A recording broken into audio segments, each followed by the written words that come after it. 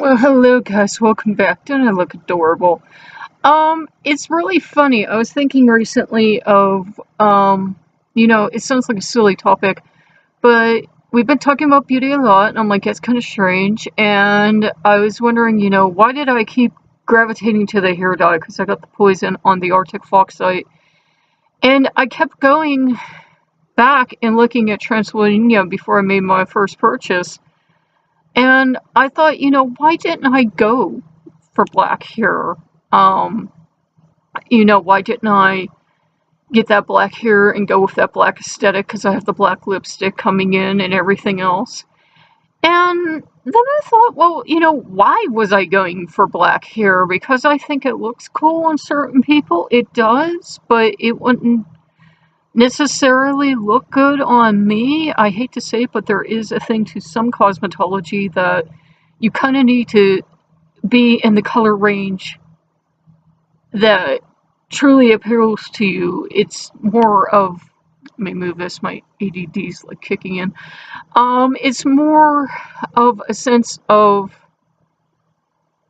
if I had just gone with black hair because I thought it looked cool or mysterious or would make me look more gothy or, more witchy or whatever, it would show through. It would, God fucking damn it, shut the fuck up, Java.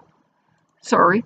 And I don't know why I've hicked right here. I have no idea at all. But yeah, Java's getting on my last goddamn nerve.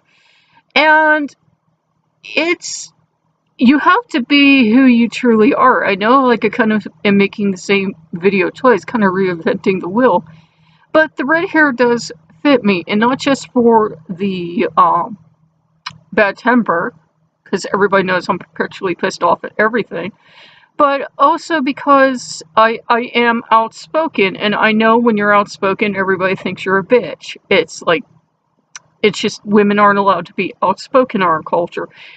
Or we're allowed to be outspoken, but only if you agree with us. If you agree with us, it's like, you go, girl, and if people don't agree with you, it's like, shut up, you bitch. So, yeah, I can see both sides of it. My mom really had that. And the interesting thing today that I didn't get to tell you in the other video was when the cat came. I was looking up associations with this cat. It was like this beautiful little calico cat. Beautiful little kitty. Oh, God. If I had the money to take care of a cat, I would have, like, adopted her. I would have, but I don't. And I thought, well, who would you associate cats with? And I have always, and I don't know why, because it's in no book, it's in no story, but I've always associated cats with Athena. Probably because a cat is brave. A female cat, she has to fight actually to defend her territory. And, she has to be able to plan her little battle strategy when she goes into fight because, she can't get so badly cut up that she can't make it back to the kittens. And she has to be a huntress. And she has to be,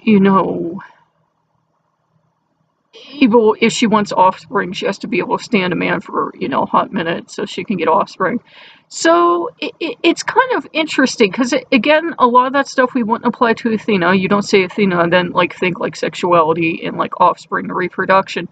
But you definitely think, again, Huntress is to another goddess, but you definitely do think of being able to go into a fight. And the reason I love this calico so much is she reminded me of my first cat, Shishi. She was a Persian tortoiseshell. And I love Persians most of all, not because they're glamorous, but because those cats will rip your head off. Those cats know what they are on about.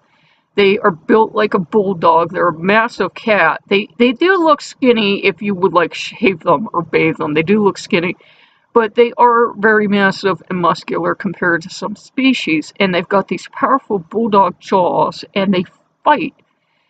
And one thing that happened to that poor kitty is, she was a really mighty huntress. She would bring us birds and rabbits and stuff. This cat could hunt. And she'd, of course, been responsibly fixed, but that doesn't keep a cat from answering the call of Mother Nature and going out meeting and everything. And someone had gotten a hold of her, and the vet was beyond pissed. And, in those days, Nobody really gave a hot damn if someone beat up your cat. It was just, oh, well, depending on the family they came from, you know, nobody was going to care. And it was usually the kids whose parents had money that ran around, you know, being bad because they knew they wouldn't be caught. Other kids had to be a little more careful because if they so much as sneezed in public, you know, the cops would be looking at them. But these kids were pretty bad. And that's not to say, by the way, that like all rich kids are bad. It was just these ones knew that there was never going to be any consequences for them.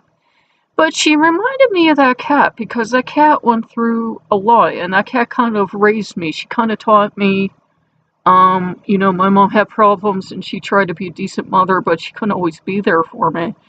And that cat kind of raised me as well. So that's probably why I'm like cat-like, and like if I get pissed off, I put my claws in people's face because I had a cat raise me, and the cat taught me by being a cat.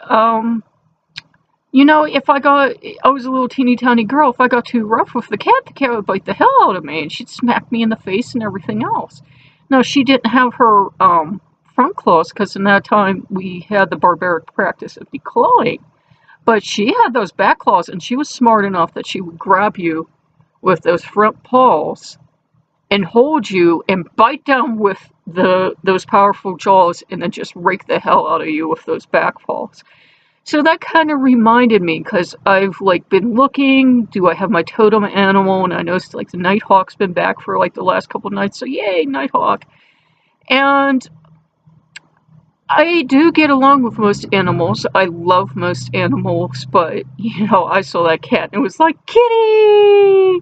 I feel the same way about foxes. I'm very passionate about foxes, and you know, you can see I decorate like a child, but you know, it's also that cat aesthetic of have a lot of stuff all around you and make your pad as comfortable as possible. I have like 5 million pillows and everything else. So it was just interesting because I kept wondering, you know, why am I going towards the red here? And that cat did have some red in her fur. Was tortoiseshell, so she is also calico tortoiseshell, so she had the kind of like dark brown, and she had light brown and like a little black and some other colors. She was a beautiful, beautiful kitty.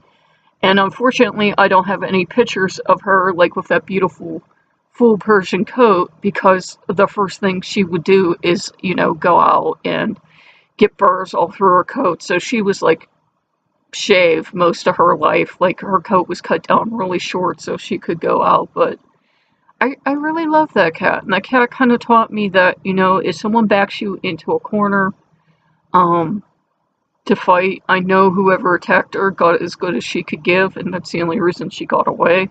That cat was a scrapper, and even if you were bigger and you were stronger and you were armed with a hammer, whatever they hit her with, I hope the person walked in front of a bus and lingered for months and then they died.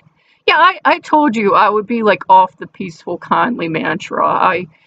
I do wish most people well, but certain people like straight up run you over and listen to your death rattle and just go.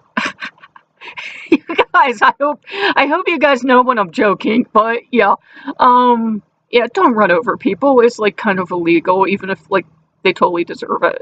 But yeah, so I don't know why I got it, and it's more like I do have, if I have any kind of aesthetic, I have that punk aesthetic, and it's kind of like very, very punk red at this point in time. So, you know, but I thought I'd make a quick video for you, and I know it's look behind me, but I hope you guys like that. I'm gonna, you know, make videos as the spirit strikes me, moves me. I'm sorry, still from the drugs, I'm like, ugh. But, you know, I wanted to make that and follow up on that, because that was really bothering me, and like, when I get a bee in my bonnet, I'm like, I have to know why. I have to know why. I have to know why, or I'll make everyone else around me miserable just trying to find out why. I've learned not to ask on Facebook because people never respond, but I was like, why would I go for red here? Why? Why didn't I go with black here? Why? And I'm like, oh yeah, because everybody keeps telling me and telling like the color suits you. I'm like, I'm not sure if that's like a compliment or insult, because I used to be very stubborn as a child.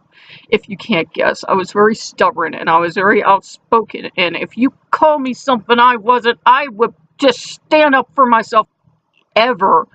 And tiny, I'm like 5'4", 5'3" now. So I was tiny. I was like 3 some feet tall, 75 pounds, or 4 some feet tall, not much heavier, like 120. And I was a little pissant, and I would still stand up to people. So, you know, I've always been a handful. But, I think that's a thing that's common to Loki's people. We're a handful. It's probably, in all honesty, it's probably why we can't get along, because we are all the main show. And if you put two of us together, it doesn't always work, because we're not good with pecking order. We try to pretend. I've seen Lokeans, God bless them, I've seen Lokeans try to get along and try to have head Lokean, and usually, like, it's one person talking, 3 people sitting around like, that bitch don't know what she's talking about. So yeah, and if I'm cursing, I actually feel better. When I'm talking about love, compassion, Jesus, and Buddha, that's when you all have to worry about me. But when I'm cursing and talking about running people over with a tank, that's when I'm pretty chill. So yeah. And I had to make that video before. I'm sorry, it probably wasn't like the best content, but I had my face made up. It reminded me of dressing like a witch when I was little. I loved witch makeup and black cat makeup when I was a little girl. That was like the two things I would go through. And I was a scarecrow one year. So there you go. There you go. Doing the gun thing. Becoming my inner lounge lizard's coming out. But if you guys like what you see, and I can see all the Santa Muerte stuff is in the background, like how the stuff is like presents to the gods. I buy gods like the worst gifts.